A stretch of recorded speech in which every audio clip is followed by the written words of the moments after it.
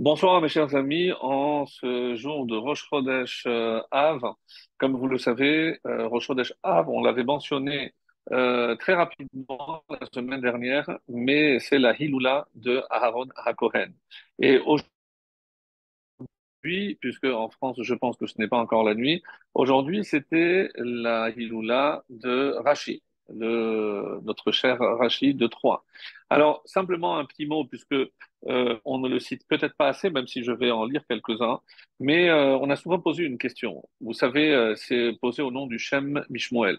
Il a posé une question concernant Rachi qui est un petit peu dérangeante, qui dit, pourquoi Rachi a-t-il eu besoin de mettre et de parsemer son commentaire de mots en Lahaz? Lahaz, c'est Lachon Avoda Zara. Donc, c'est pour dire une langue étrangère, on utilise le langage de la Avoda Zara. Donc, on aurait pu dire Betzorfatite, puisque ça s'appelait Tzorfatite. Donc, on aurait pu utiliser un autre nom. Pourquoi? Tous les mots que Rashi introduit tout au long de son commentaire dans la Torah, pourquoi avoir eu recours à ces mots en français, en vieux français qui plus est? Est-ce simplement par souci de se faire comprendre par ses coreligionnaires, parce qu'ils pensaient que peut-être en France, tout le monde n'était pas apte? Est-ce qu'il n'y avait pas assez de mots, même en hébreu, pour pouvoir dire ou retransmettre la même chose qu'en français? C'est sûr que oui. Et qui plus est, ça c'est l'explication du Shem Mishmoel, il dit à la fin, c'est ce qui me semble être le plus logique venant d'un maître comme Rashi, qui connaissait évidemment toute la Torah et qui n'avait certainement pas de problème de langue hébraïque, et trouver des mots pour exprimer ce qu'il voulait dire ne lui posait aucun problème. Alors pourquoi avoir recours donc à ces mots en vieux français? Alors si c'était juste pour dire, comme on l'a dit, parce qu'il a voulu que ça soit compris pour toutes les générations à venir, mais le vieux français a fini par s'oublier, puisque ce n'est même pas aujourd'hui le français que nous parlons. Mais l'intention de Rachi était tout autre. Et comme c'est ça Iloula aujourd'hui, c'était ça Iloula aujourd'hui. Donc j'ai pensé revenir sur cet enseignement qui est cité au nom du Shem Mishmoel, très intéressant, et qui dit que une langue finalement transmet l'essence même d'une nation.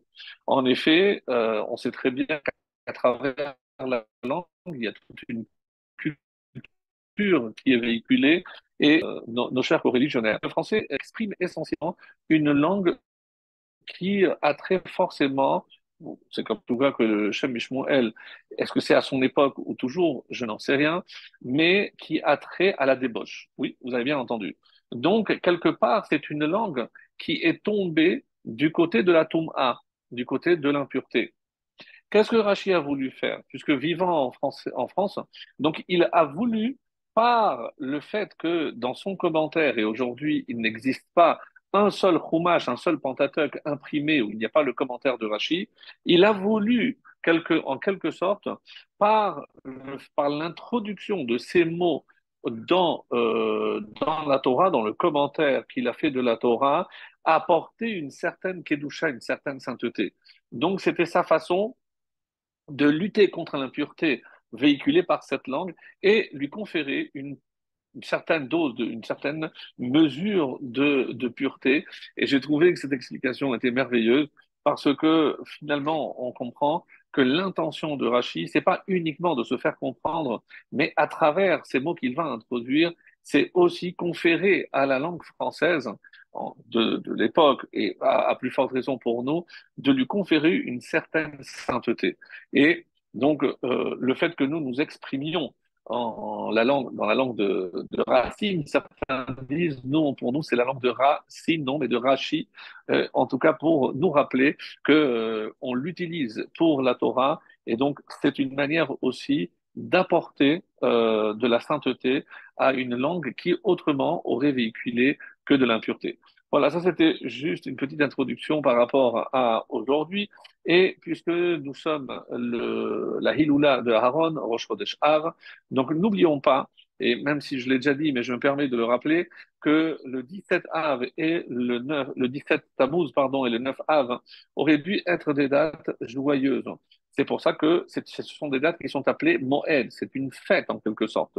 Et la paracha d'ailleurs que nous allons lire, la paracha de Devarim, est toujours lue avant le jeûne du 9 Av. Donc là, cette semaine, on est bien servi même nous les Sfaradim, puisque comme vous le savez, les mesures les plus strictes concernant le deuil de la disparition et la destruction du temple du 9 Av, c'est ce qu'on appelle Shavua Shechalbo. C'est la semaine pendant laquelle tombe Tisha B'Av. Et lorsque Tisha B'Av tombe le plus tard possible, c'est-à-dire comme cette année, mercredi soir donc et jeudi, ça veut dire que depuis samedi soir jusqu'à Tisha B'Av, donc toutes les mesures les plus strictes, on n'a pas le droit de mettre des habits propres, repassés, il faut les mettre avant. Donc, vraiment, on n'a pas le droit de se laver à l'eau froide, à l'eau chaude, peut-être pour certains à l'eau froide. Donc, bon, c'est pas pour rappeler toute la fraude, mais simplement pour dire qu'on va rentrer dans une période vraiment difficile. Et la paracha de Devarim, donc, elle précède toujours le jeûne du 9 Av. Et c'est pour ça que ce Shabbat a un nom particulier qui est dû aussi à la Haftarah, la troisième de cette série de Pula Hanuta, de malheur, des 3 semaines de Ben Hametzarim, donc ce qui commence par Chazon, Ishayahu, Ben Amot. Donc, et donc là, c'est la raison pour laquelle ce Shabbat, d'ailleurs, portera le nom de Shabbat Chazon. Chazon, la vision.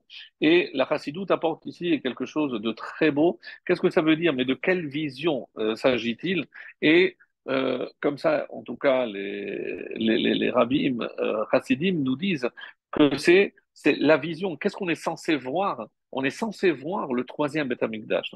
C'est-à-dire que, comme ça c'est rapporté au nom de la Chassidoute, que le Shabbat Chazon est le Shabbat qui contient la plus grande énergie concernant justement ce qui peut annoncer soit le 9 Av, soit le fait que ce 9 Av se convertisse en un jour de Moed, un jour de fête, ce qu'on espère depuis déjà bientôt 2000 ans. Il y a de quoi désespérer, je vous l'accorde, mais comprendre ici que les Chachamim ont voulu que ce Shabbat, on prenne des forces pour affronter la semaine qui nous attend. Quoi qu'il en soit, il y a, comme ça, il est dit que le 17 Tammuz aurait dû être sans aucun doute une date de joie. Pourquoi? Rappelons-le que Moshe est descendu avec les tables. On aurait dû recevoir les tables, les premières tables, les tables qui avaient été façonnées, écrites par Hachem, alors que les deuxièmes seront façonnées par Moshe Rabbeinu. Ceci dit, un détail extrêmement important et qu'il faut retenir, qu'est-ce qui est remarquable dans le fait que dans les deuxièmes tables, on dit que quand il est descendu, son visage était rayonnant. C'est très étonnant. Pourquoi ce détail ne nous a pas choqués à tel point que la Torah, on aurait dû en parler pour les premières tables? Et on dit non. Alors, deux possibilités. Soit que au niveau des premières tables, tout le monde rayonnait, donc tout le monde avait atteint ce niveau, et malheureusement, c'est après la faute du Vaudor que le peuple a chuté et qu'on a perdu cette brillance, ce rayonnement, et Moshe Rabbeinu l'a récupéré la deuxième fois. Ou alors, l'explication que propose encore une fois, eh bien oui, la Chassidoute, pour nous dire que lorsque tout vient d'Hachem, l'homme a au final pratiquement rien à faire, c'est-à-dire tout lui est donné par Hachem. Quand je vois que les deuxièmes tables, pardon, les deuxièmes tables ont été façonnées par Moshe Rabbeinu, ça veut dire que quelque part, hein, on attend que l'homme aussi s'investisse quelque part.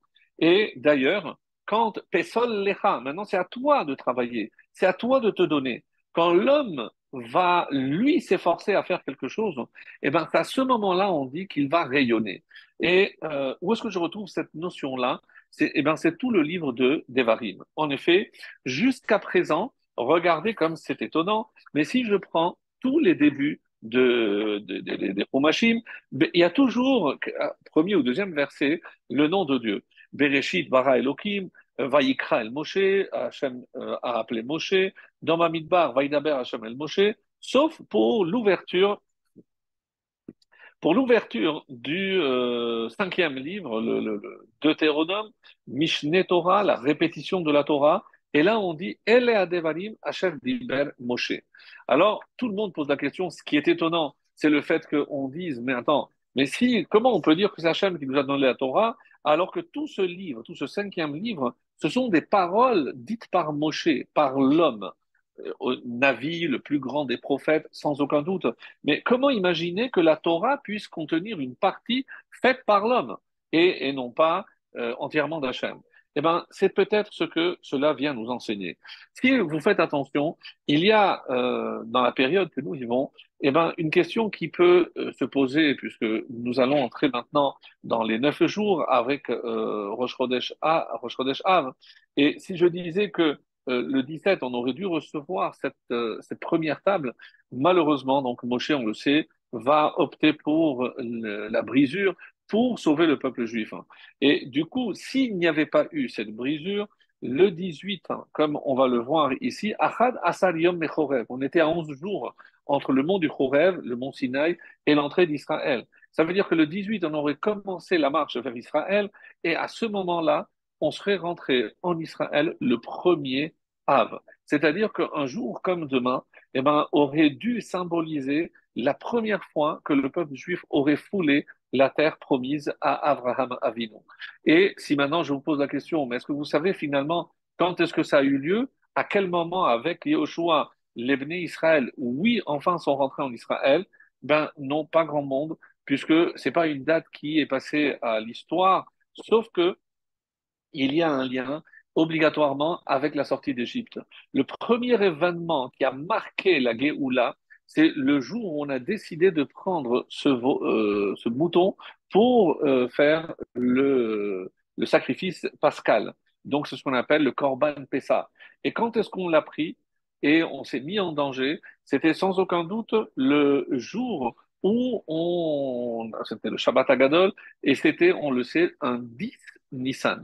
Eh bien, sachez-le, c'est le 10 Nissan de l'an 2488, donc 40 ans après la sortie, qu'on a enfin foulé la terre d'Israël. Et oui, on est rentré quelques jours avant Pessah. On a eu le temps de faire la circoncision, de faire le Corban Pessah, de le manger et de célébrer le premier Pessah en Israël. Donc, le 10 Nissan, c'est la date. Mais quelle aurait dû être la date? Eh bien, c'est le premier Av.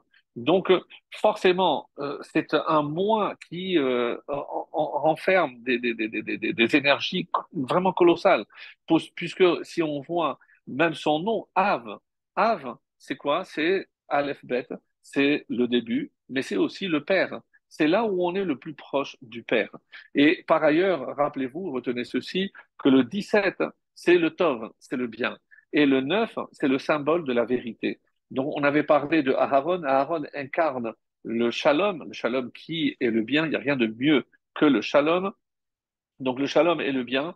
Et le 9, c'est la vérité. Comment je peux expliquer cela? C'est par rapport à ces deux personnages que sont Aharon et Moshe. On en avait parlé. Aharon qui incarne le shalom et Moshe qui lui représente la vérité. Donc, cette période Ben Hametzarim, si on sait donner de l'importance à ce qui est Tov, c'est-à-dire au shalom, parce qu'on sait que c'est par la faute du shalom que malheureusement on n'a pas pu rentrer en Israël et que on a perdu évidemment le temple. Mais si je dis que le shalom doit être en avant, autrement dit, puisque comme on l'avait expliqué en son temps, Hillel et Shammai représentent aussi ces deux dimensions, la dimension de la vérité, la dimension du shalom. Hillel qui est le shalom et Shammai qui est la vérité. Mais on dit qu'à la fin des temps, la halakha, la loi sera comme Shammai. Ça veut dire que c'est lui qui détient la vérité. Alors pourquoi alors pour l'instant? Parce que pour l'instant, le monde, nous, le peuple juif, on n'est pas prêt à justement oui, nous, on n'est pas prêt à vivre selon cette vérité qui serait trop, trop, trop dure et à entendre et à la vivre. Donc, mais à la fin, oui, à la fin, c'est comme Shamaï. C'est-à-dire que pour l'instant, qu'est-ce qui nous reste? Le shalom. Vous comprenez que même lorsque ce shalom vient à disparaître, et que comme on ne peut pas encore accéder à la vérité, ben, sans le shalom, ben, on se trouve finalement des deux côtés, on se trouve vide. Et le monde ne peut pas tenir que sur l'un ou sur l'autre. Donc, et c'est la raison pour laquelle le shalom, si le shalom vient à manquer, qu'à Dieu ne plaise, donc c'est ça la signe atrina, mais on va parler aujourd'hui un petit peu, donc vous allez voir des choses assez surprenantes que je vous ai préparées pour ce soir concernant le lien entre la paracha de Devarim et le 9 Av. Mais déjà à ce stade, retenir le fait que c'est tout ce qui va sortir maintenant, c'est de la bouche de Moshe. On dit que c'est comme si Hachem parlait à travers l'homme. Et pourquoi, vers la fin de la Torah, on laisse la place à l'homme et pour nous expliquer, pour que nous aussi on se rende compte que, regardez, on a réfléchi que ces dernières années, on a perdu les plus grands. Quand quelqu'un a dit, vous êtes rendu compte, avec la mort du Rav Ovadia Yosef, c'est Chassadik Livracha, certains disent qu'il y avait 800 000, presque 1 million. Et quelqu'un a dit, mais il n'y aura plus. Après, il y a eu d'autres Hachamim, le Rav Steinman, etc., 500 000. Mais quelqu'un a dit, il y aura plus 500 000. Après, il y a eu 300 000. Autrement dit, mais on est en train de perdre tous les grands. Pourquoi? Parce que peut-être que c'est une façon d'inciter chacun d'entre nous à jouer le rôle que Dieu attend de nous.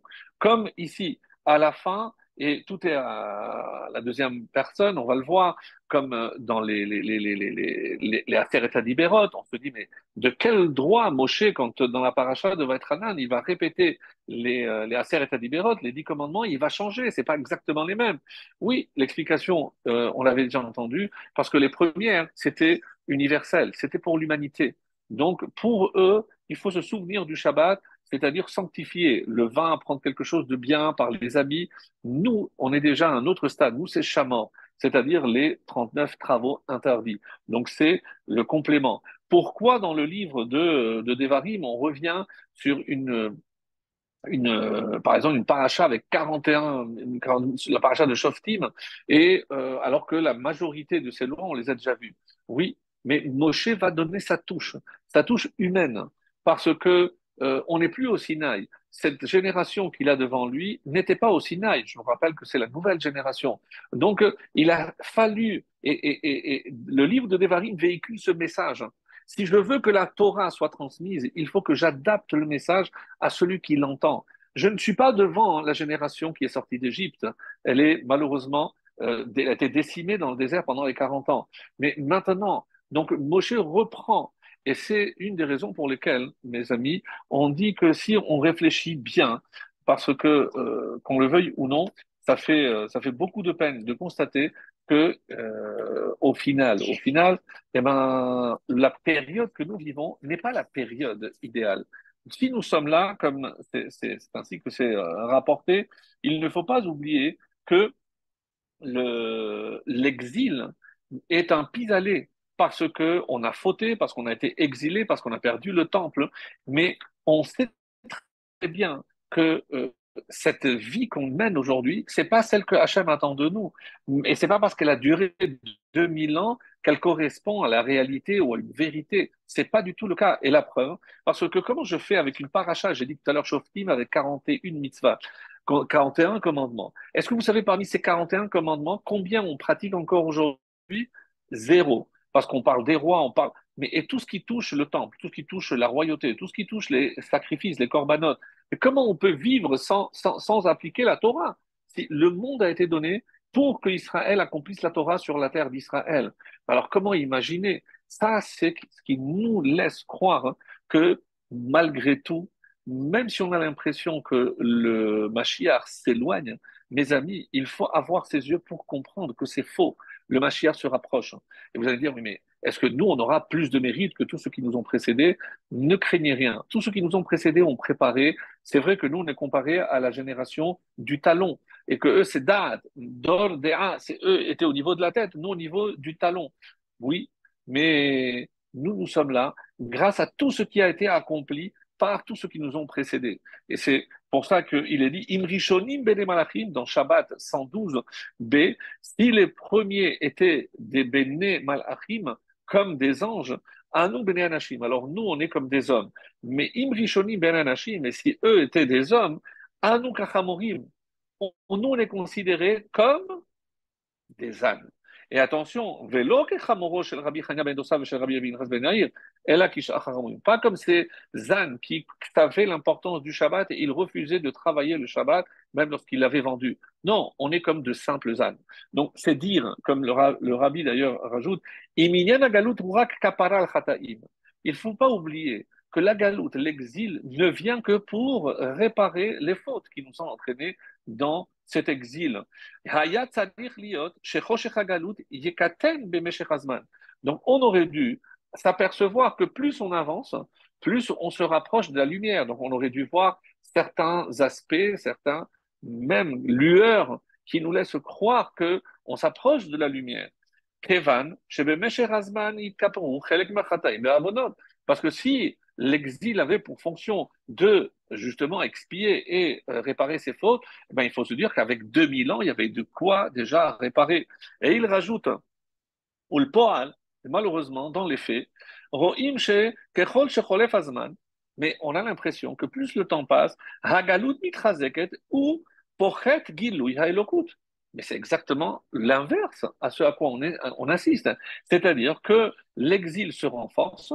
La preuve, même si on maintient qu'il n'y a jamais eu autant de juifs sur la terre d'Israël, et c'est vrai que certains pensent qu'on a déjà dépassé la moitié de la population mondiale, c'est un fait, c'est indéniable, c'est magnifique, mais Pochet Gilou Elokut. Mais on voit que le dévoilement divin va en diminuant. On ne sent pas avec toutes les guerres, avec tout ce qui se passe, avec la cherté partout, etc. Mais on a l'impression que les temps messianiques s'éloignent, contrairement à ce qu'on peut imaginer. Si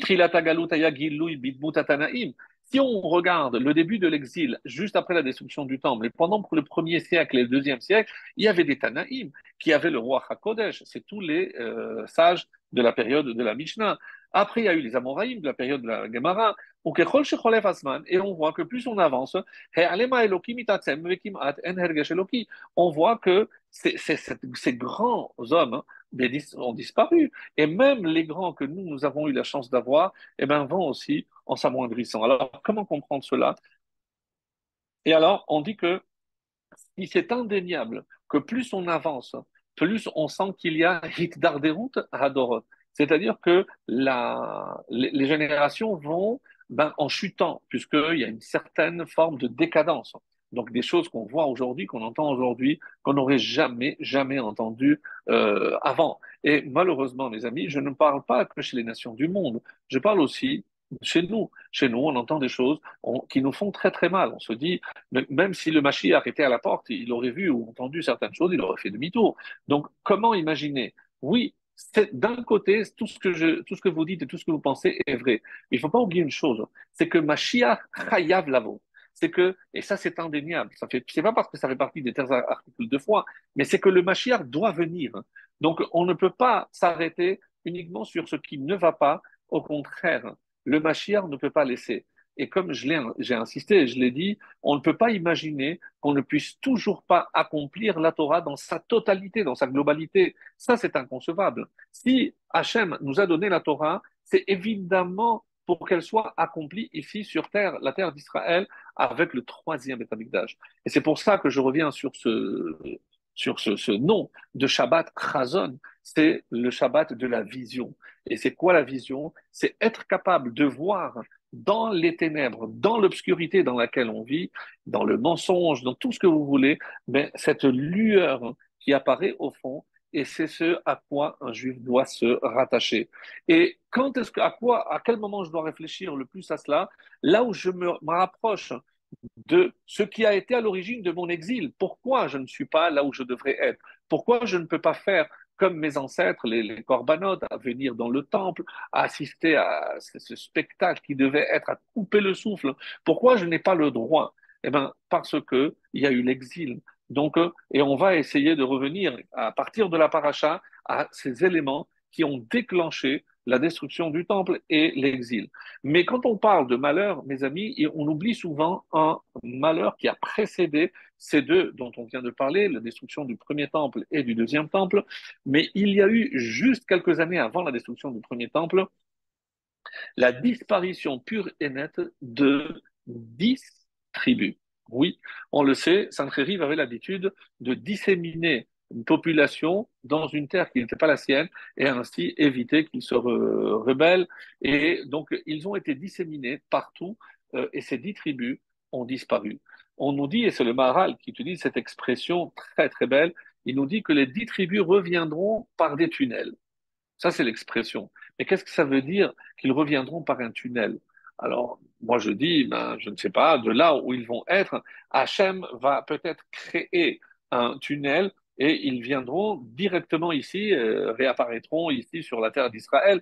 Je ne sais pas, qu'est-ce que ça veut dire un tunnel? Et le Maharal donne une explication magnifique en se basant sur une Gemara. Une Gemara, euh, encore une fois, on ne le dit pas souvent, mais dans la Gemara, il y a deux parties. Il y a la Haggadah et la Halacha. La Halacha, c'est ce que je dois faire, comment je dois le faire, etc. Donc, toute la partie technique, ça, c'est la Halacha. Et la Haggadah, c'est ce que je dois penser, ou plutôt ce que je dois être. Il y a ce que je dois faire et ce que je dois être. Et aucune Haggadah, comme le Harizal nous dit, que les plus grands secrets de la Torah sont contenus dans les Haggadot du Talmud. Dans ces petites histoires qui paraissent anodines, eh ben oui, eh ben, sachez que non, ce n'est pas anodin, que chaque histoire, hein, chaque anecdote qui est racontée dans le Talmud est une source d'enseignement extraordinaire. Alors, et il y a à ce propos donc une histoire qui est rapportée qui, sur un shamash, deux jeunes filles qui étaient boulangères et un mélamède, un enseignant. Et qu'est-ce qui est dit sur ces trois personnages? Le premier, il habitait à Tibériade. On dit que la veille de Shabbat, il allait allumer les bougies dans le temple et après il revenait tout de suite avant Shabbat. Et le Talmud demande un peu la question, mais si vous avez vu la distance entre Tibériade et Jérusalem, aujourd'hui en voiture, même avec la voie rapide, la 6, on met dans les 2 heures minimum. Donc, veille de Shabbat, je ne sais pas comment il faisait. Et la Gemara nous dit, c'est à travers un tunnel, il arrivait au temple et il avait le temps de revenir avant Shabbat. Pour les deux jeunes filles qui voulaient à tout prix offrir aussi du pain dans le temple, elles faisaient la même chose. Comment? Elles voulaient aller donner le pain qu'elles avaient pétri dans le temple. Et le Mélamède, avant d'enseigner, il avait besoin d'inspiration et on dit qu'il allait jusqu'au temple pour préparer son cours avant Shabbat et il revenait après chez lui. Alors, le Maharal nous dit, mais qu'est-ce que c'est que cette histoire? Et on nous dit, mes amis, on nous dit quelque chose de très beau. C'est que rappelez-vous, quand la Torah nous dit que Dieu nous demande de construire un temple, et il dit, Veshachanti betocham, il va habiter en nous. Qu'est-ce que ça veut dire? Ça veut dire qu'il y a à l'intérieur de chaque juif un temple. Et celui-là, mes amis, personne au monde ne peut le détruire. C'est-à-dire qu'il reste au fond de nous un endroit pur, saint, que tout ce que vous voudrez, qui n'a jamais été souillé, ou si j'arrive à y parvenir, je vais à un contact extraordinaire avec Akadosh Baruch Hu. Et c'est comme ça que le Maharal explique. C'est-à-dire qu'au final, qu'est-ce qu'il veut dire? C'est que ce Mélamède, il n'allait pas à Jérusalem, il y a marqué qu'il allait au temple. Et quel temple? Mais pas le temple de Jérusalem, le temple qui était en lui. C'est-à-dire que d'où un homme puise sa force, d'où un homme puise ce rapprochement avec Akadosh Baruch Hu, il n'a pas besoin de l'extérieur. C'est le temple qui est en lui. Si tous les Juifs comprenaient ce message et se tournaient vers le temple qui est en eux, je suis sûr et convaincu d'une chose, mes amis, c'est qu'à ce moment-là, le troisième temple apparaîtrait par lui-même. Parce que c'est la réponse au temple qui est en nous. Eh ben, imaginez, eh ben, on aurait la chance et le mérite de voir le vrai temple. Et c'est ce que je nous souhaite. Donc, quand on dit que ces 10 tribus reviendront par des tunnels, qu'est-ce que ça veut dire un tunnel? Et l'explication ici de la Chassidoute est très belle, parce qu'un tunnel, généralement, je le creuse dans une montagne. Oui, pour passer, pour traverser la montagne, au lieu de faire tout le tour, je creuse un tunnel pour couper. Qu'est-ce que c'est le symbole de la montagne? C'est c'est l'orgueil, c'est comme le feu. Le feu, c'est l'orgueil. Lorsque je pourrais faire et contrer cet orgueil qui est en moi. Qu'est-ce que c'est la minhara? C'est trouver un raccourci pour ne pas monter et au contraire, pour rentrer à l'intérieur. Et c'est comme ça que le Maharal explique aussi d'une manière très belle que ça fait partie des 4 éléments. La terre, on dit, c'est quoi? C'est la Hatzlut. La Hatzlut, c'est la fainéantise. Mais c'est aussi Hatzvut, en changeant une lettre. Ça entraîne la tristesse. Et quelqu'un qui est triste, évidemment, lui, ne peut pas découvrir le temple qui est en lui. Donc, je dois faire un tunnel pour passer outre tout ce qui risque de m'empêcher, parce que les 10 tribus, elles existent. Ses descendants sont là quelque part. Ils ignorent. Mais si on considère que cette étincelle ne s'est jamais éteinte en eux, le moment venu, eh ben, comme on assiste aujourd'hui à des gens qui viennent se convertir, quelque part, ils reviendront dû à cet appel pas du temple de Jérusalem, mais du temple qui est en eux. Et c'est ce message, mes amis, qui, à mon sens, est un des plus importants parce que, imaginez, si on était capable de voir et d'aider ceux qui sont encore dans l'obscurité à traverser ce tunnel et la différence qu'à la fin de ce tunnel se trouve la lumière. Et ben, comme nous, on rentre maintenant dans les 9 jours, dans cette période qui est tellement difficile et qu'on appréhende, et ben, on se dit que forcément, Hachem nous a prévu une fête, c'est le Moed. On dit la raison pour laquelle à Tisha B'Av, il n'y a pas de Tachanounim, c'est parce qu'un jour ce sera la fête, donc on se prépare déjà et on ne fait pas des Tachanounim, des supplications. C'est déjà se mettre dans l'ambiance. Et c'est un petit peu ce que l'on peut dire. Par ailleurs, et c'est ce que nous transmet comme idée magnifique le Rambam.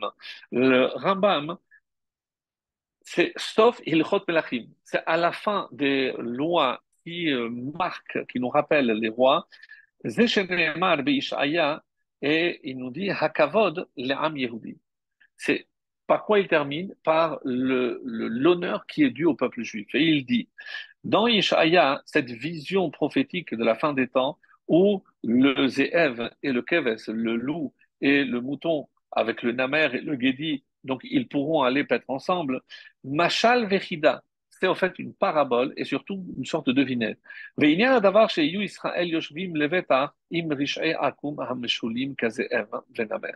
Et à quoi elle correspond, si vous ne l'avez jamais entendu, de la bouche de notre maître le Rambam, c'est que nous, le peuple juif, on pourra rester ici tranquillement, et même ceux qui hier étaient nos ennemis et qui nous voulaient du mal parce qu'ils voulaient nous dévorer, eh ben, ils vont être là à distance, ils ne vont rien nous faire de mal. Et ça, c'est cette sécurité qui nous est promise, ça, c'est une des visions des temps prophétiques. Mais encore une fois, les temps messianiques, c'est pas simplement lorsque personne va nous attaquer, on sera tranquille. Non, il faut réfléchir toujours que les temps messianiques, c'est cette période où on pourra enfin accomplir les 613 commandements qu'on a reçus au Sinaï et qui malheureusement, depuis presque 2000 ans aujourd'hui, on n'a pas eu la possibilité de les accomplir. Deuxièmement, Kibbutz Galouyot, on va réunir tous les Juifs qui sont exilés. Que Shetiti Hashem Mamlarto, V'itkabetu elav kol Israël. Et avec la royauté d'Israël reviendront tous les Juifs sur leur terre. Shefa Veshalom, l'abondance et la paix. Ubeotozman lo yesham lorav. C'est la définition, les descriptions de Maïmonide sur les temps messianiques qui est magnifique. Il dit, à ce moment-là, il n'y aura plus de guerre, il n'y aura plus de famine, il n'y aura plus de faim, l'okin avetacharut, ni de jalousie, ni de concurrence. Chez Atovat yeh mushpet arbe vechol ha'ma'adanim metzuyin ka'afar. Et tout ce que l'homme désire sera aussi nombreux que la poussière. On n'aura pas besoin de faire des efforts pour obtenir ce qu'on désire. Et enfin, il passe tout chokmat Torah, et c'est la sagesse de la Torah qui va s'étendre partout dans le monde. Velo c'est kol haolam el hadat et Hashem bilvad. Et de quoi s'occupera le monde? Uniquement de la connaissance de Dieu. Donc, une définition magnifique. Alors, moi, je vous demande, dans cette description que nous donne Maïmonide, Maïmonide a écrit Yad HaZaka, ce sont les lois. Mais qu'est-ce qu'il nous décrit? Quelle loi il y a ici? Il n'y a rien. Donc, mais lui, c'est pas un livre de prophétie. Qu'est-ce qu'il est en train de dire? Il a voulu terminer avec cette notion magnifique pour nous renforcer et nous dire, regardez ce qui nous attend à la fin des temps. Et attention, de qui ça vient? Rambam a eu une vie extrêmement difficile. Il est né certes à Cordoue, mais il a dû fuir à cause des morts, à cause des musulmans. Il a dû fuir à Fès. Après, au Maroc aussi, il a dû fuir.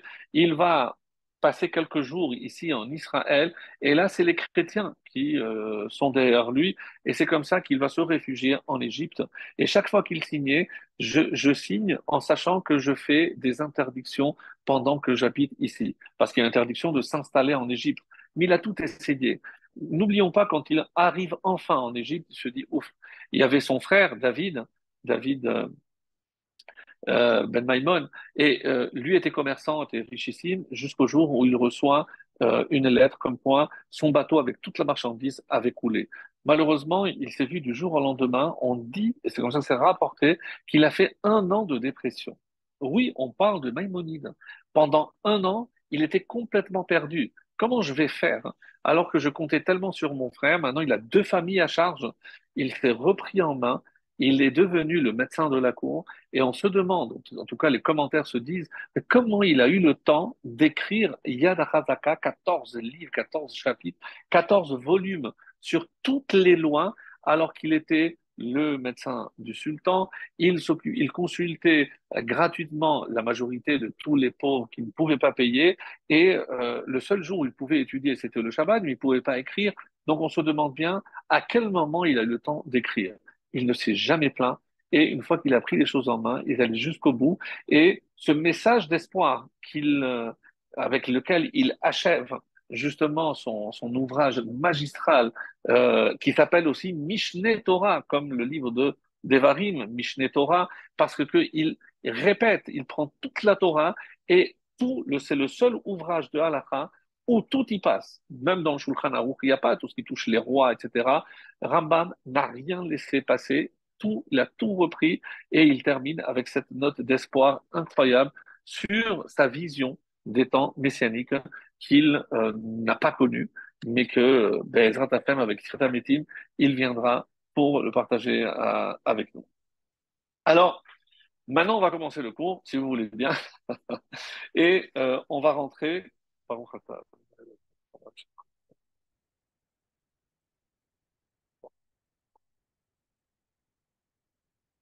voilà.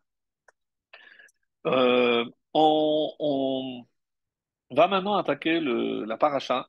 Et comme on a souvent dit par rapport à ce qui est rapporté dans le tour, le Shlakadosh et autres, que toujours il y a un lien dans la paracha qui précède un événement. Donc si c'est la paracha de Devarim qui va être lue avant le jeûne du 9 Av, c'est que forcément il faut trouver un lien et beaucoup se font évertuer de chercher ce lien. Alors il y a des liens qui sont plus visibles, d'autres qui le sont moins. Et si on devait donner un titre à cette paracha, c'est parmi tant d'autres, c'est une réprimande, on va dire, constructive. Parce que, comme Rachid ne va pas manquer de nous le faire remarquer, tous les endroits qui vont être cités au début de ce livre ne correspondent pas. On vient de lire les Mas'el, toutes les étapes, les 42 étapes, et on n'a pas vu des noms qui sont ici signalés. Et c'est pour ça qu'il dit qu'en fait, hein, ce ne sont pas des endroits mais des allusions aux événements qui se sont passés. Par exemple, quand il va dire Dizahav, c'est pas un endroit, mais c'est l'or, une allusion au veau d'or. Ensuite, Lavan, c'est pas un endroit non plus. Mais qu'est-ce qui est blanc? C'est la manne, c'est lorsqu'ils se sont plaints de la manne, etc. Donc il y a plein d'allusions comme ça. Rachi au début va nous faire tout le détail de ces endroits-là. Mais comme je disais qu'il y avait un lien obligatoirement aussi avec la période que nous allons vivre, et il y a dans la paracha une phrase hein, qui commence par le mot Echa. Echa, Uchal, Esa Levadi. Donc c'est Moshe qui nous dit comment je vais pouvoir, moi tout seul, porter le fardeau de ce peuple. Et il s'exprime avec le mot de Echa. Le Midrash nous dit qu'il y a trois personnes qui ont utilisé le mot Echa. Le premier ici, c'est Moshe, mais c'est les trois qui concernent Israël et on va voir que c'est à différentes périodes. Ici, c'est lorsque Israël était dans la période de gloire. Donc, il a vu la grandeur de ce peuple et il s'exprime comment je vais pouvoir tenir, c'est un peuple extraordinaire, je ne vais pas pouvoir le gérer tout seul. Donc c'est dans ce sens qu'il faut lire le commentaire de Moshe. Ensuite, il y a le prophète Isaïe, Echa Haïta Lezona, c'est la Haftara, c'est une Haftara aussi. Et qu'est-ce que nous dit ici la troisième qu'est-ce qu'elle veut dire ici, que veut dire ici Isaïe? C'est Echa Haïta Lezona, c'est par rapport au peuple juif qui est considéré comme aujourd'hui une prostituée. C'est donc si Moshe l'a vu dans la gloire, eh ben Isaïe l'a vu dans la déchéance. Et c'est la troisième haftara, donc ce qu'on a dit, qui commence par Chazon, Ishaya ou Ben Amot. Donc et c'est cette phrase qui est dite ici, Echa. Et enfin le livre des Lamentations, qui est appelé aussi Echa, mais qui ne veut pas dire Echa, ne veut pas dire une lamentation, mais Echa, c'est comment. Comment on est arrivé là? Comment on peut... Donc c'est un étonnement comment on est arrivé à ce stade-là? Echa Yashva Badad Haïr Rabadiam. Comment cette ville tellement peuplée est arrivée aujourd'hui à être complètement Badad, seule, isolée, esselée, elle est vide. Comment c'est possible? Où sont passés tous ces habitants? Ça, c'est Jérémie. Jérémie, je rappelle, donc, qui est venu juste après la destruction et qu'il a vu cette désolation et il s'est lamenté de cette vision terrible qu'il a eue de la ville de Jérusalem. Alors, le Midrash Rabbah, et pour ceux qui suivent les cours de Pirkei Avot, hein, c'est au nom de Ben Azaï. Ben Azaï, on a dit qu'il avait fait des commentaires extraordinaires, et dans le Midrash Rabbah, il y a une dracha de Ben Azaï qui explique euh, comment on est arrivé là, et il dit que parce que le peuple a nié l'unicité d'Hachem. Kafru ali shel olam. Et ça, c'est le Aleph de Echa. Donc, le Aleph, qui veut dire un, c'est parce qu'ils ont finalement nié l'unicité d'Hachem. Ensuite, il y a le Yud. Le Yud, parce qu'ils ont Echa, Aleph, Yud, Kafé. Le Yud, c'est parce que 10, c'est ils ont nié, ou ils ont transgressé les 10 paroles, les 10 commandements, Aseret Adiberot. Le Kaf, Kaf, c'est parce que ils ont malheureusement transgressé la Mila. Vous allez me dire, la Mila, c'est 8. Oui, mais à quel moment de l'histoire de l'humanité on a reçu l'ordre d'accomplir la Mila? C'est Abraham. Et combien de générations il y a entre Abraham et Adam Arishon? On le sait, puisque Birkei Avot nous dit, entre Adam et Noach, il y a 10, et Noach et Abraham, il y a 10. Donc 20. Kaf, qui veut dire 20, c'est une allusion à la Brit Mila. Et mes amis, que ça veut dire qu'ils ne faisaient pas la Brit Mila? Non. Je l'ai souvent dit, ce n'est pas la question de faire la Brit Mila, c'est de préserver la Brit Mila. C'est-à-dire toutes les fautes que je peux faire avec l'itmila, les relations interdites, les relations avec une femme qui ne s'est pas purifiée par le mikvé, qui n'a pas compté comme il faut, etc. Donc, toute faute qui touche la Brit Mila d'un homme, hein, qui souille la Brit Mila, rentre dans cette catégorie. Et c'est pas simplement celui qui, malheureusement, n'a pas eu la chance d'être circoncis. Et être circoncis, c'est le rôle du père. Préserver la circoncision, ça concerne chacun d'entre nous. Et enfin, He, Kaferu al Chamisha Chumshe Torah. Et parce qu'ils ont transgressé les 5 livres de la Torah. Je suis sûr que vous êtes en train de poser la même question que beaucoup se sont posés, mais dans les Chamisha Chumshe Torah, il y a aussi l'unicité de Dieu, il y a la Brit Mila, il y a aussi les 10 commandements. Donc, à quoi ça sert de répéter? Alors, on dit, parce que sachez que, il y a eu plusieurs catégories de personnes. Il y en a qui n'ont pas préservé la Brit Mila, il y en a qui ont, mais qui ont fait tout le reste de la Torah. Il y en a qui n'ont pas fait comme il faut les 10 commandements, mais le reste peut-être oui. Et donc il y en a qui n'ont pas fait du tout les 5 livres de la Torah, parce qu'ils ont tout nié. Et c'est la réponse qui est donnée. Hayu kol minanashim shekafru be halakim shonim. Donc c'est pas toute la Torah. Il y en a qui, peut-être une minorité, qui a nié toute la Torah, qui ont tout laissé tomber, mais ils ont préservé, ils ont gardé quand même certains commandements. Rabbi Lévi nous dit, très intéressant, c'est aussi dans Midrash Rabbah, c'est que la valeur numérique de Echa, donc Kaf c'est 20, Yud 10 et 1 et 5 c'est 36. 36, hein, on nous dit que il y a une masechet, un traité qui s'appelle Keritut. Keritut, c'est la peine de karet. Dans quel cas on donne la peine de karet? Et la Mishnah, et après détaillé par la Gemara, nous donne qu'il y a 36 cas. Il y a 36 cas de Keritut dans le monde. 36, rappelez-vous, c'est aussi le nombre de justes dans le monde, c'est le nombre d'heures que la lumière a été maintenue jusqu'à la fin de Shabbat, c'est les 36 bougies de Hanouka sans le shamash, c'est les 36 juste sur lequel tient le monde. Donc 36 kéritut, c'est l'aspect, on va dire, négatif. Toutes les fautes pour lesquelles, donc, il y a la faute, la peine de karet. Et Rashi, comme je le disais dans le début de la paracha, lui, il va pas manquer de nous rappeler toutes les fautes que Moshe essaye de reprocher au peuple juif, hein, mais pas directement. Alors, il y en a qui disent pourquoi pas directement? Parce que ils ne parlent pas aux concernés, puisque ce ne sont pas eux qui étaient à la faute du veau d'or, c'est pas eux qui ont fait, puisque ça, c'est la nouvelle génération, mais simplement pour les mettre en garde. Sachez que tout ce que vos parents ont fait, voilà, et pas pour on va dire, jeter à la figure, comme on dirait aujourd'hui. Non, il va le faire avec beaucoup de doigté pour qu'ils prennent conscience qu'on attend beaucoup plus de cette génération, surtout de ne pas refaire les erreurs des générations passées. Le Kliyakar pose une question, par exemple, qui nous dit Ben Paran ou Ben Tofel. Donc, c'est toujours dans le premier verset, Be'ever Yarden, et dans le désert, dans la plaine de Moab, et en face des gens, dans le désert de Paran. Et là-bas, il est écrit Ben Paran, entre Paran, ou Ben Tofel et Tofel.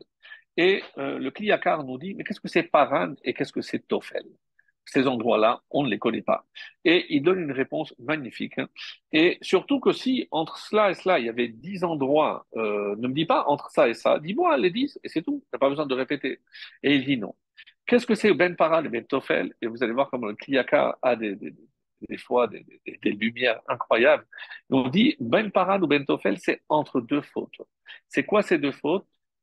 Paran, c'est la faute de Ben Ametzai, le 17 Tammuz, c'est la faute du Vaudor. Et pourquoi? Parce que Paran, c'est l'endroit d'où sont sortis aussi les Méragelim. Et Tofel, donc c'est l'inverse de ce que je disais, Tofel, c'est Chet Hegel, contrairement à ce que dit Rashi, que Tofel, c'est la faute Tofel Velavan, parce qu'ils ont minimisé l'importance de la manne qui était blanche, mais d'après le Kliyakar, non. Tofel, Tafel, c'est le Chet Hegel. Et, euh, et qu'est-ce que c'est Paran? C'est l'endroit où les Méragelim sont sortis. Donc, si je prends Paran et Tofel, j'ai les deux fautes. Et les deux fautes qui sont marquées par ce que nous sommes en train de vivre, c'est le 17 Tammuz et le 9 Av. 17 Tammuz, la faute du Vaudor. Le 9 Av, c'est la faute des explorateurs. Donc, Ben ou Ben, là, on a encore un autre lien puisque cette paracha tombe à la fin. Donc vraiment, on est vers la fin, juste avant la faute des explorateurs. Et c'est pour ça on a ici une indication, non pas simplement de lieu, mais par rapport à un temps. Et ce temps-là, c'est le temps que nous, on connaît, qu'on appelle d'ailleurs Ben Ha-Metzarim, c'est entre les étroitesses. Et d'ailleurs, certains vont dire ici aussi, il faut voir aussi si tout est remontrance ici, comment je vois une remontrance dans Elle. Et les Chachamim disent, parce que rappelez-vous, pour la faute du Vaudor, qu'est-ce qu'ils ont dit? Elle est Elokecha Israël.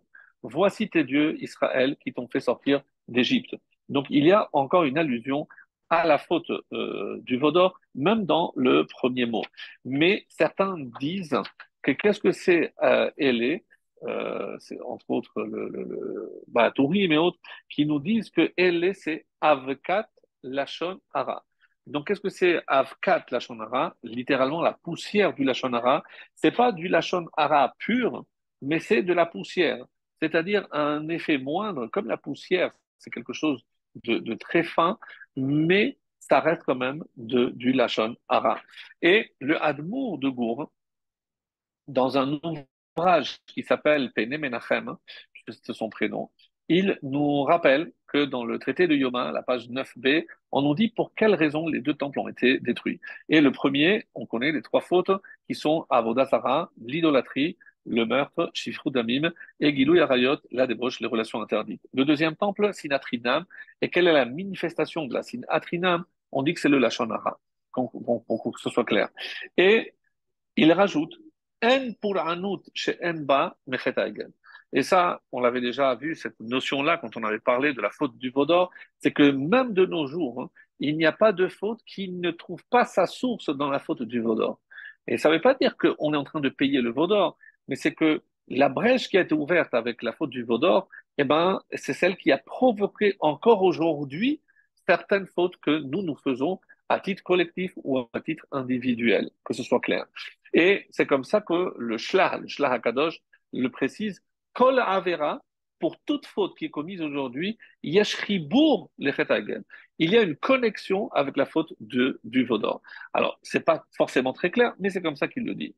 Et il dit, par exemple, dans Baba Batra, la page 165, et il nous dit que quand je prends le mot Hegel, et ça c'est très très beau, parce que vraiment c'est magnifique, Hegel, c'est les initiales de Ayin, c'est Arayot, c'est les relations interdites. Gimel, Gezel, c'est le vol. Lamed, c'est la Shonara. Et à quoi ça fait allusion? À ce qui est écrit dans le traité de Baba Batra, justement à la page 165. Qu'est-ce qu'on dit? C'est que quelles sont les trois fautes les plus répandues dans le monde? Et il dit, Rubam Bagezel, la majorité du vol.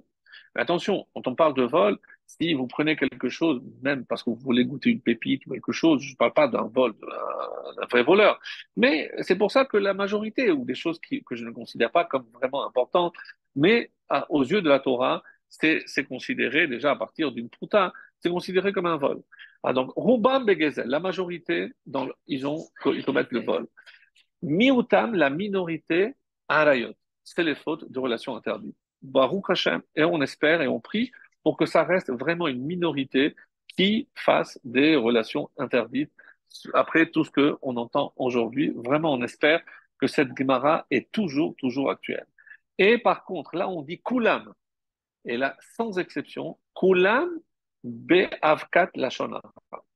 Et donc, si je prends Regel, c'est Harayot, Gimel, c'est Gezel, Lamed, la Shonara.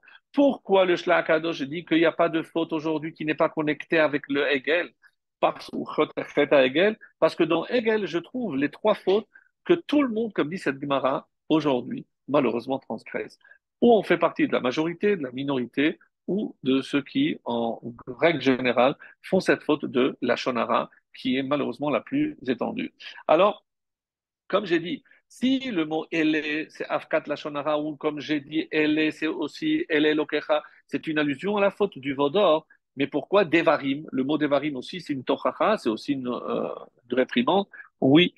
Et pourquoi? Parce que il dit que Devarim, c'est quelles sont les fautes qui sont appelées Davar. Alors, il a répertorié dans la Torah les psukim. Je n'ai pas les références, mais vous pourrez les trouver facilement. Ishaper lecha peniye davar im levavecha beliyah. Fais attention, de peur qu'il n'y ait dans ton cœur une chose qui te fasse être révolté. Et à quoi ça fait allusion? Dans le cadre de la paracha là-bas, on parle de la avodazara. Gilou yarayot lo yelecha aervat davar. Qu'on ne trouve pas une nudité d'avar, de la chose. Donc d'avar aussi, c'est par rapport à la faute, les fautes de relations interdites. Gezel, qu'est-ce qui a marqué? Alpishne edim, yakum davar. Davar, c'est s'il y a un vol, donc il faut de edim. Donc ça aussi. Et le lachon hara, il y a marqué ervat dabar, donc par rapport aux relations interdites, mais il y a aussi ervat dibour. C'est lorsque la nudité de la parole, c'est lorsque malheureusement j'expose une mauvaise parole. Donc ces quatre fautes sont liées à Davar. Et qu'est-ce qu'on remarque, mes amis? C'est que c'est les trois fautes, d'un côté, les trois fautes capitales, et donc celles qui ont été à l'origine de la destruction du premier temple, comme c'est rapporté dans le traité de Yoma 9, et la dernière, la Shon Hara, c'est la Sin Atrinab, qui symbolise donc la destruction du deuxième temple.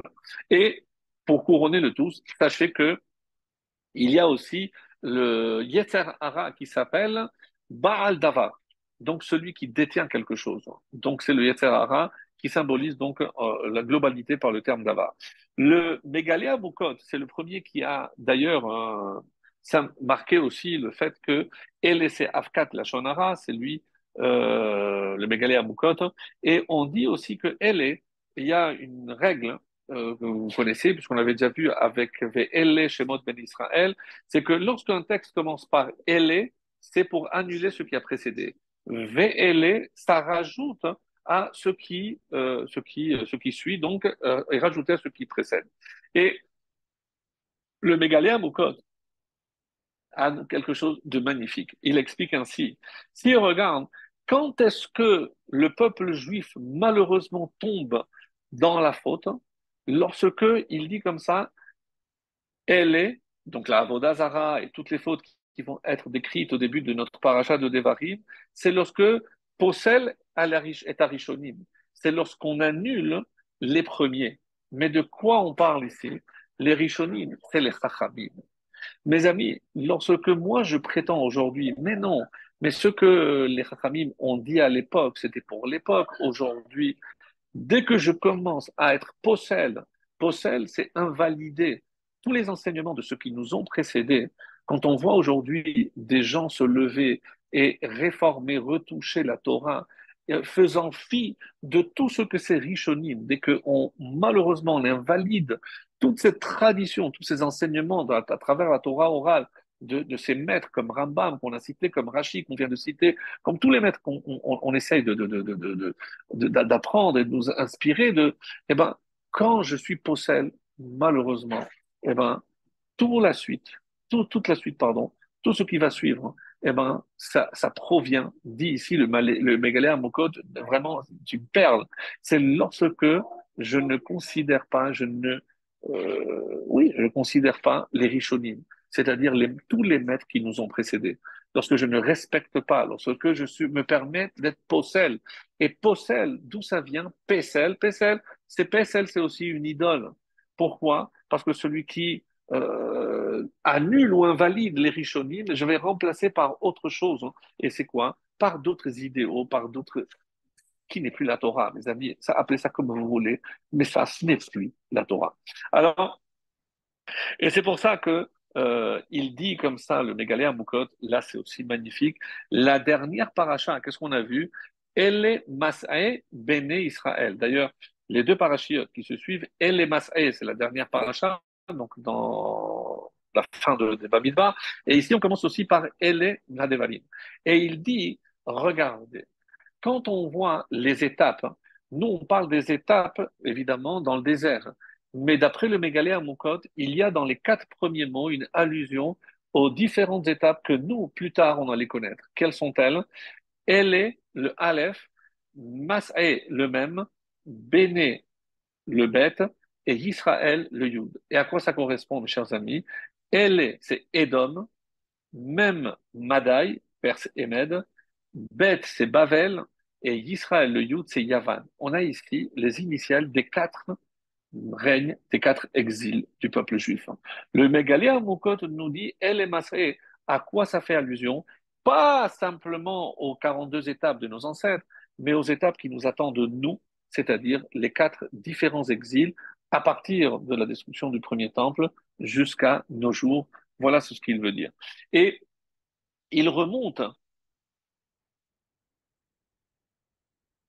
à la paracha de Vayetse pour nous enseigner quelque chose de vraiment formidable. Et il dit dans la paracha de Vayetse, nous savons, quand on a parlé de l'échelle, je ne vais pas revenir parce que vous pouvez écouter les anciens cours, on dit que les différentes échelles, c'était les différents exils. Donc le premier 70, c'était Bavel, ensuite 52, Madaï, 180 marches, c'était Yavan, et il a vu l'ange de Esav monter, ne pas descendre. Il lui dit, t'inquiète pas, c'est moi qui vais le faire descendre. Et d'après toujours ce midrash, on dit qu'il a vu le Beth Amikdash Banouï et Kharev. Il a vu construit et reconstruit et détruit. Et le midrash là-bas nous avait dit pourquoi? Parce que Nora, c'est le Beth Amikdash qui est appelé Manora Hamakom, Nora Elohim Mimikdashecha. Donc c'est une allusion au temple.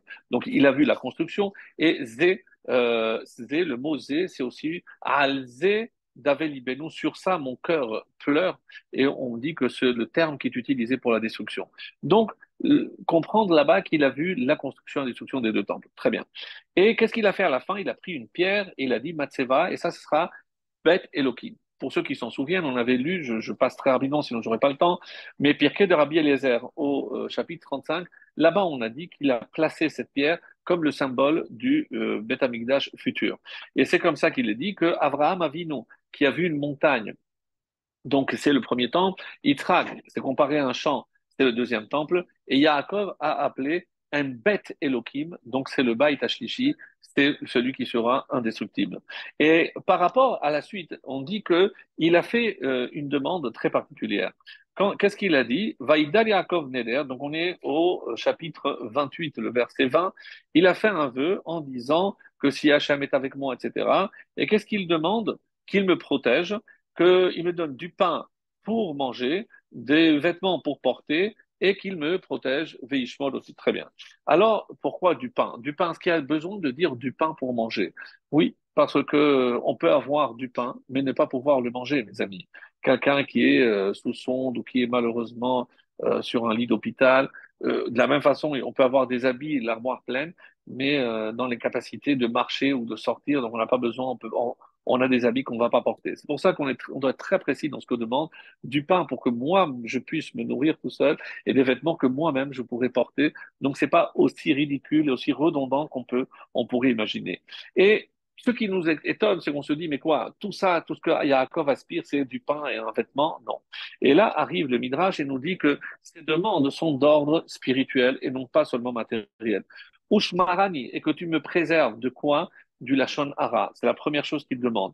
Lechem, on dit, c'est une allusion, on le sait comme par Yosef, c'est Gilou Arayot, les relations interdites. Et Veshafti Beshalom, que je puisse rentrer en paix, c'est-à-dire sans verser du sang. Shfichut Damim. Veya Hashem li Elohim, et Dieu sera pour moi un Dieu. Autrement dit, c'est là aussi, c'est la Vodazara. En fait, de quoi Yaakov demande à Hachem de le protéger? C'est des trois fautes plus la Shonara, donc des quatre fautes qui vont être à l'origine de la destruction du temple, comme si par prophétie, lui qui s'apprêtait à mettre la pierre angulaire pour le Beth Amikdash, il avait déjà vu quelles seraient malheureusement les causes de sa destruction.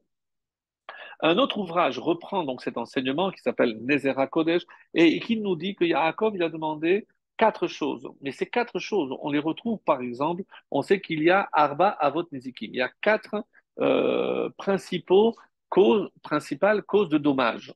Donc, pour ceux connaissent un petit peu l'Agmara, donc c'est aussi Arba Avi Avot Atuma. Il y a quatre sources d'impureté.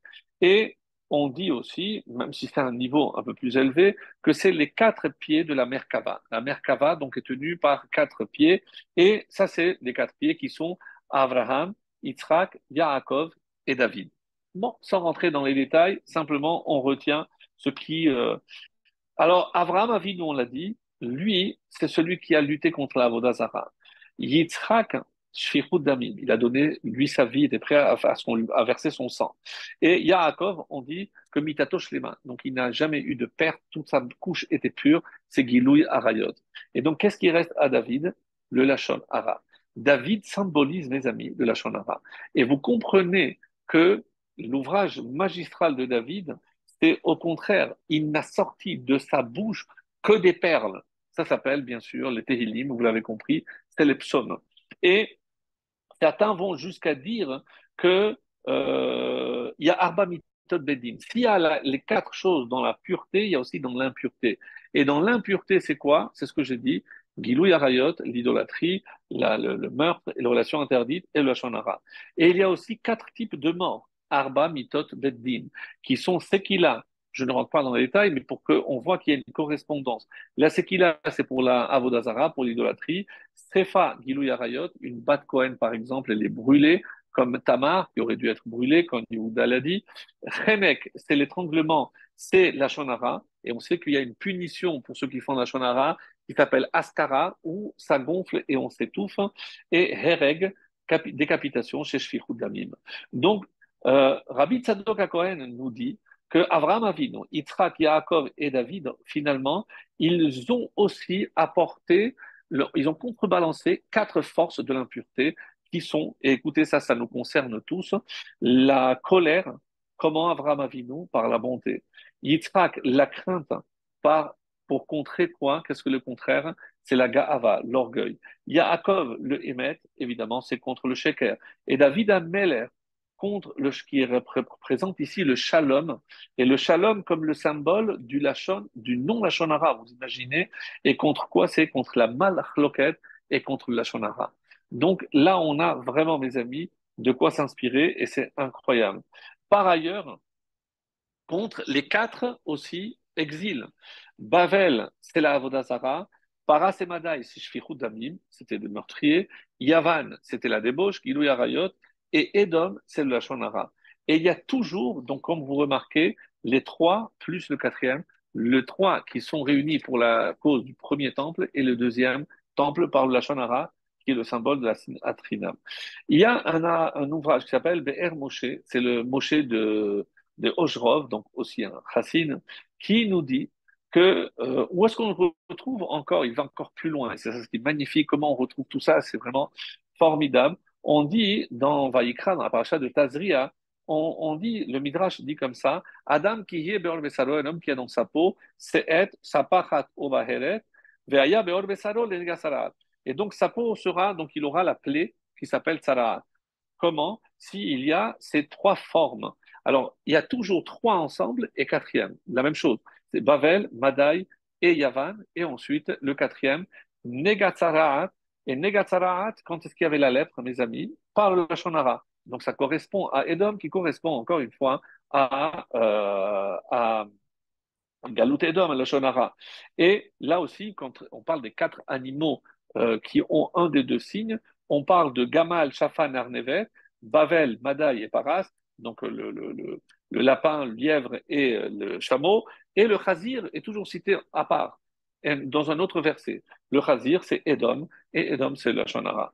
Donc, pour nous dire que c'est partout on retrouve ce même modèle dans tous les exemples que j'ai donnés. Vient Rabbi Shimon Bar Yochai et nous dit, Halakha, Aesav, sonné Yaakov. Et là, il y a une lecture magnifique, parce que nous, on a toujours dit, bon, ça, c'est la définition même de l'antisémitisme. C'est Esav qui déteste Yaakov, c'est comme ça qu'on a toujours compris. Vient le Baer Moshe de Ojorov et dit quelque chose de formidable. Non, Esav, quand est-ce qu'il y a Esav? Sonné Yaakov. Lorsque il y a la haine à l'intérieur de Yaakov. C'est incroyable. Esav, d'où a eu Esav la force? Sonner Yaakov. C'est parce qu'il y a la haine à l'intérieur de Yaakov. Mes amis, quand est-ce que Esav a pris le pouvoir? À cause de Sin Quand parmi nous il y avait la Sin alors Esav, et c'est lui qui s'est élevé. C'est incroyable, une explication vraiment formidable.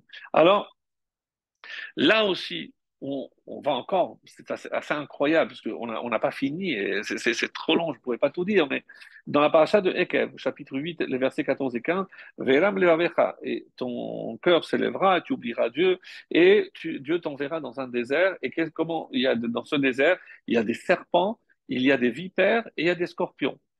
Et on dit, encore une fois, Bavel, Madaï et Yavan. Et la quatrième, après, Vetimaon Asher Bomaïm. Et la soif due au manque d'eau. Et ça, c'est Edom. Et pourquoi? Parce que Edom, c'est la solitude. C'est quand je me fâche avec tout le monde, je suis seul. Parce que si on est deux, et si moi j'ai pas d'eau, c'est l'autre qui m'apporte de l'eau. Mais même les serpents, ils sont ensemble, les vipères aussi, les scorpions peuvent être ensemble. Mais quand j'ai soif et que je n'ai personne, je peux mourir de soif si personne m'apporte de l'eau. Le Khatam Sofer, enfin, apporte ici, en citant le Shla, quelque chose de magnifique aussi, où on va voir quelque chose de formidable par rapport à la période où nous nous trouvons. Et il nous dit qu'à la fin de la paracha de Vayetse, donc on dit qu'il s'est sauvé et Yaakov est sorti et il fait les calculs. À quel moment Yaakov a quitté Lavan? Rappelez-vous, lorsqu'il allait voir sa femme, écoutez, j'ai vu que la tête de votre père a changé. Oui, qu'est-ce qu'on a? De toute façon, il va rien nous donner, on peut sortir. Et ils se sont sauvés. Et ils ont été rattrapés 3 jours plus tard. Et le Khatam Sofer fait le calcul. Et c'est quelque chose vraiment de formidable. Et il dit quand est-ce que Yaakov est sorti? Erev Rosh Chodesh Av. C'est-à-dire comme ce soir, mes amis. C'est la veille de Rosh Chodesh Av, Yaakov a quitté la vanne. Incroyable. Et on dit, après 7 jours, pourquoi il a mis 7 jours pour sortir, pour se rendre compte? On dit, lorsque Yaakov était là, les puits avaient de l'eau. Mais après, les puits se sont asséchés. Et quand il a compris qu'il n'y avait plus d'eau, il a compris que Yaakov était parti. Donc, si je dis que c'est la veille, 7 jours après, on est le 6 Av. Très bien. Continuez avec moi. Le 6 Av, donc, Hachem se révèle la nuit entre le 6 et le 7. Aya Lavan lui dit attention, tu ne touches pas un cheveu de Yaakov. Gare à toi si tu touches Yaakov. Bon. Le 7, il arrive, donc 7 Av, il est devant Yaakov, et il dit sache que Hachem m'est apparu, sinon, autrement dit, il aurait évidemment tué. Et là, il dit viens, on va faire un pacte. Et il s'assoit le 7, ils font un pacte. Et écoutez bien, donc le 7 Av, ils font un pacte. Comment Yaakov appelle cet endroit? Gal Aed. Gal, monticule, Aed, témoignage. Mais comment l'appelle Lavan? Yegar Sahaduta. Vient le Midrash et nous dit, c'est la première fois que on introduit 2 mots étrangers dans la Torah, 2 mots en araméen. Et qu'est-ce que ça symbolise? C'est lorsqu'on a fait rentrer l'impureté dans la sainteté. Le traité de Ta'anit, dans la page 29, dira qu'est-ce qui s'est passé le 7 Av? C'est la première fois que les étrangers sont rentrés dans le Héchal, les ennemis, pour le détruire de jour. Mais d'où ils ont eu la force de rentrer dans le Héchal le 7 Av? Parce que le 7 Av, c'est à ce moment-là que ces deux mots introduits par Lavan sont rentrés dans la Torah. Incroyable. Et on dit que le lendemain, le 8, ils se sont séparés. Le 8, Yaakov, qu'est-ce qu'il fait? Il envoie des cadeaux à Esav. Et le texte dit, Vayira meod. Il a eu très peur, Vayetzerlo, et il était effrayé. Je dis, pourquoi il est effrayé? Hachem me dit qu'il a protégé. Il a dit, oui, mais il s'est rendu compte de l'erreur qu'il avait faite. Il n'aurait jamais dû contracter une alliance avec Lavan. Et suite à cette alliance, il se dit, peut-être qu'Hachem ne me protège plus. Et c'est pour ça, mes amis, c'est la raison pour laquelle il avait peur. C'est parce que peut-être il ne méritait plus cette protection divine. Et donc, la veille de cette rencontre, on est quand alors, mes amis? Erev Tisha B'Av. Qu'est-ce qui se passe? Il va lutter avec le Malhar. Et c'est la lutte contre l'ange, c'est la veille de Tisha B'Av. Et donc, Betisha B'Av, qu'est-ce qui se passe le lendemain? Esav arrive. Mes amis, la rencontre entre Yaakov et Esav a eu lieu un 9 Av. Qu'est-ce qui s'est passé? Ceux qui disent qu'il l'a attaché, il l'a embrassé, qu'il a voulu le mordre ou pas, ça c'est les différentes versions. Mais qu'est-ce qui s'est passé surtout de la part de Yaakov? Il s'est prosterné cette fois. Il y en a qui disent que c'était pour éliminer les sept forces d'impureté, tout ce que vous voulez. Mais qui belle Esav quoi? Mais c'est comme ça que nous dit le Khatam Sofer, comment Esav, Edom, a reçu la force de détruire le temple. On nous dit que c'est à cause de cette rencontre avec Yaakov. Toute la destruction du temple a commencé quand? Lorsque Yaakov s'est incliné devant Esav. Quand est-ce que ça a eu lieu? Le 9 Av. Et donc, c'est pour ça que quand le Shlach Kadosh nous dit, mais quand on parle de la lutte avec l'ange, c'est vrai qu'on dit vaillez avec, il a lutté. La folie. Mais on a dit que s'il a lutté, la Gemara pose la question, mais comment j'interprète cette lutte? Écoutez bien, parce que c'est dans Choulin 91. Alors on nous dit, alors soit que c'est Chibouk, quand je me lutte comme la lutte aujourd'hui, j'attrape quelqu'un, je dis que je suis en train de l'enlacer, mais c'est une lutte, donc une lutte de près. Donc comme ça, on peut une façon d'expliquer. L'autre, on dit que c'est que la Havak, c'est que dans la lutte, ils ont fait monter la poussière jusqu'à Kisé Kavod, jusqu'au trône céleste. On comprend bien que ce sont des allusions, il y a ici des messages, mes amis. Et c'est ce que le Shla va dire. D'Alecha, que c'est en quoi consistait la lutte? C'est quoi cette lutte? Parce que c'était uniquement, nous dit le Shla Hakadosh, et ça, je pense c'était des gens inspirés, on ne peut pas trouver des choses pareilles. C'est pour les Achnis Bo Tum'a. Qu'est-ce qu'il voulait l'ange? Introduire la Tum'a. Certains vont aller jusqu'à dire où le seul endroit où Yaakov n'était pas parfait, parce qu'il avait épousé quatre sœurs, deux sœurs en tout cas et deux demi-sœurs, c'est au niveau de la Brit Mila. Il a blessé là-bas. Il a blessé. Certains disent non, pas par rapport au fait qu'il avait épousé des sœurs, mais c'est parce que malheureusement, à la fin des temps, c'est par cette faute-là de Gilou Yarayot que le peuple juif va fauter. Parce que c'est la faiblesse du peuple juif. Comment le peuple juif peut disparaître? La Avodazara, il va se tromper, il peut revenir. Mais lorsque il va transgresser la Brit Mila, c'est-à-dire il va épouser une non-juive, eh bien il a tout détruit. Ses enfants ne sont plus juifs. Il a tout détruit. Donc ça, c'est l'introduire l'impureté dans l'impureté, c'est ce qu'il dit ici. Le chibouk est tellement qu'il va dire que le mot avak, 103, c'est la même valeur numérique que Hegel, 103. C'est-à-dire, itzliach leachni cet avodazara. Donc, les deux fautes du peuple juif, la avodazara et Gilou Yarayot. La avodazara et les relations interdites. Et qu'est-ce que c'est ad kisei kavod? Qu'est-ce qui monte jusqu'au kisei kavod? Nous dit ici le Shla, c'est le Lashon Hara. Le Lashon Hara a une telle puissance, puisqu'on a dit la semaine dernière que tout ce qui sort de sa bouche, il y a assez, il doit faire. Non. Tout ce qui sort de sa bouche, il y a assez. C'est Hachem qui va faire. Attention à ce que tu dis, parce que tout ce que tu fais, si tu as Hachem qui te dit, eh ben, je vais faire, attention à ce que tu vas dire, parce qu'Hachem peut accomplir tout ce que tu vas dire. C'est pour ça qu'on n'a pas le droit de parler du mal sur nous-mêmes, sur nos... Faites très attention à ce qu'on dit, mes amis. Alors, et c'est pour ça que euh, quand on dit que Yaakov Avinu, il a vu la destruction du temple, etc., mais quel est le lien?